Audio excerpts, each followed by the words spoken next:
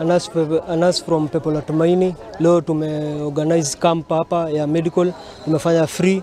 Tumepata wagonjwa wengi sana ambayo wagonjwa pia wengine tumewarifa. Wengine tumewarifa tulikuwa tunapata condition nyingi kama asthma, wengine high blood pressure, diabetes, arthritis, tumepata ugonjwa nyingi.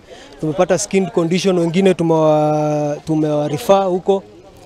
Tuliona vijana wengi wamepotelea kwa miadarati na tukaona wakati huu madaktari wetu ambao wakati wamegoma ni vyema tuwe na hii medical camp, kwa sababu tuliona watu wengi huko hivyo mashinani wanaumia kwa sababu ya kukosa huduma ya afya.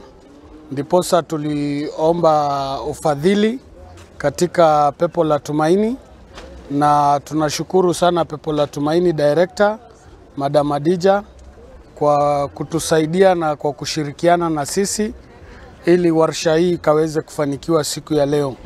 Hii medical camp tuliamua kuifanya Marire kwa sababu hapa kuna watoto wengi sana ambao ni watoto wetu wameathirika na mihadarati na wamesahaulika, na pia wengi ni waathiriwa na hawajui ni nini watafanya.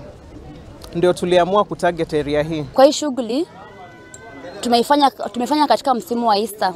Tunajua Easter ni wakati wa kusherehekea wakati Kristo alifufuka, na pia ilikuwa ya huruma. Tumeona pia sisi we share our Easter with the community.